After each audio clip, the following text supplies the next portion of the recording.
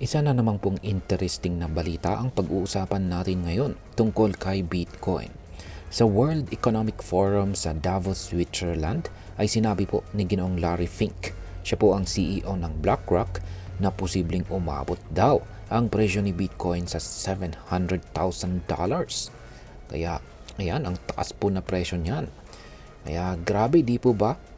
Pero bakit po niya nasabi ito? At ano po ang ibig sabihin nito para sa atin bilang mga Pinoy crypto trader at investor na interesado dito kay Bitcoin? Kaya yan po ang siyang ating alamin sa video na ito, pero bago po tayo magpatuloy ay nais ko lamang po munang bigyang linaw ang aking disclaimer kung saan ang nilalaman po ng video na ito ay hindi po ito isang financial advice. For education and information purposes lamang po ang layunin nito. Ayan po siya. Ang nakikita po natin dito ay si Ginoong Larry Fink. Siya po ang CEO ng BlackRock.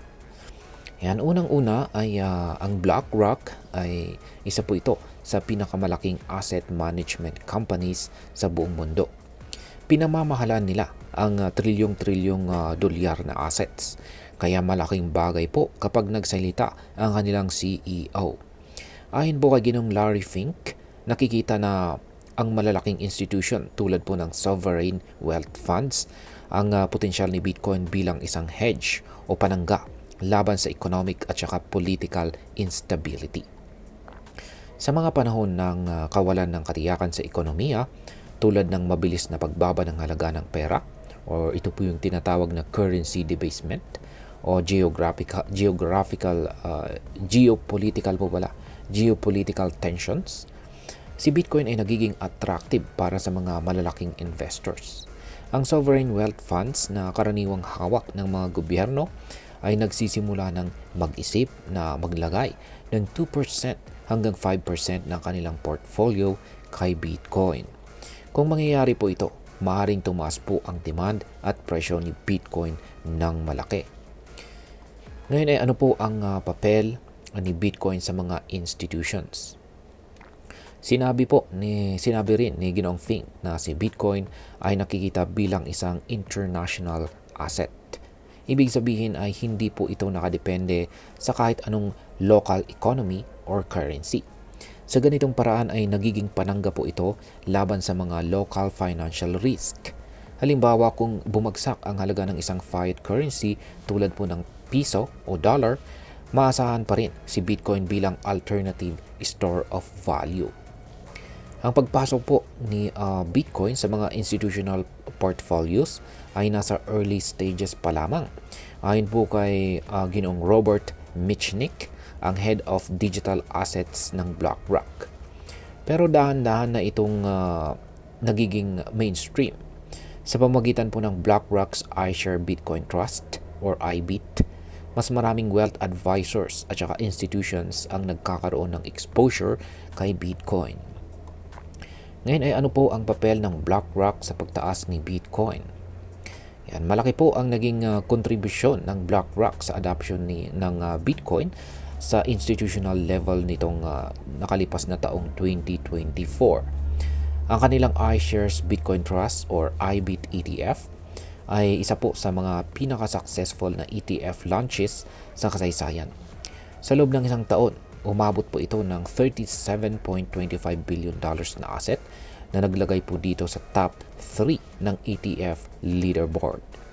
Dahil dito ay nagkaroon po ng record-breaking na $1.14 trillion na total net inflow nitong nakalipas na taong 2024. Hindi lang si Bitcoin ang nakinabang dito, kundi pati na rin ang Ethereum na isa pang malaking cryptocurrency. Malaki rin po ang net inflows sa Ethereum ETF, pero mas mataas pa rin ang demand para sa Bitcoin ETF. Sa kasalukuyan ay hawak po ng BlackRock ang 569,343 Bitcoin na may halagang nasa $59.4 billion.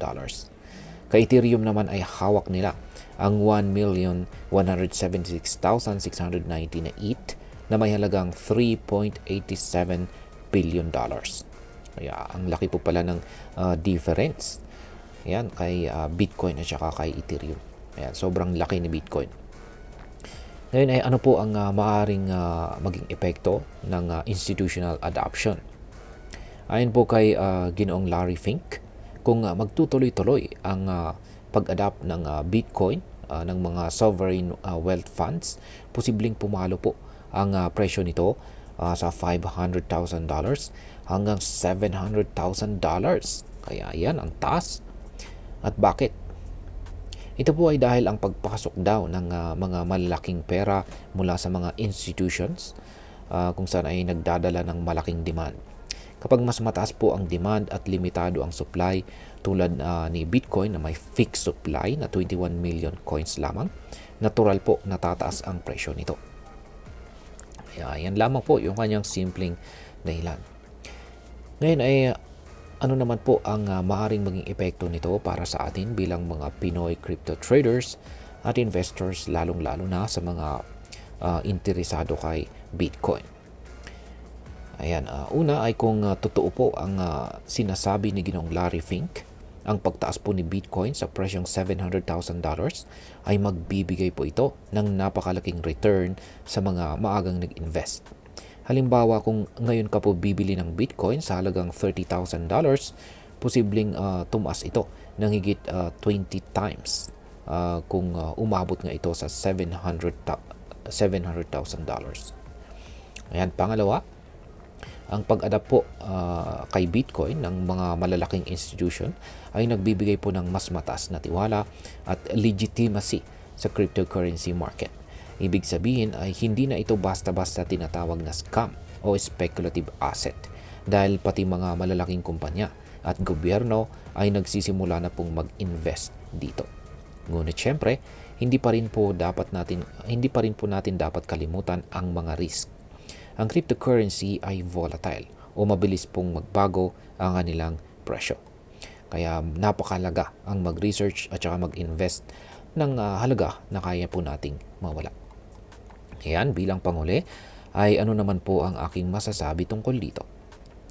Ang balitang ito ay isa po itong malaking hakbang para sa mainstream adoption ni Bitcoin. Ipinapakita nito na unti-unti na pong naiintindihan ng malalaking institution ang value ng cryptocurrency. Para sa mga Pinoy, ito po ay oportunidad na pag-aralan ang crypto space at paghandaan ang posibleng pagbabago sa financial landscape. Sa kabuuan, mahalaga po ang tamang kaalaman at saka diskarte. Ang crypto market ay mabilis pong magbago, kaya kailangan po nating maging handa at responsable sa ating mga desisyon. Ano po sa tingin ninyo? Posible ba talagang umabot ang presyo ni Bitcoin sa $700,000? I-comment na lamang po ninyo ang inyong mga opinion sa ibaba. At ayan, hanggang dito na lamang po tayo sa video na ito.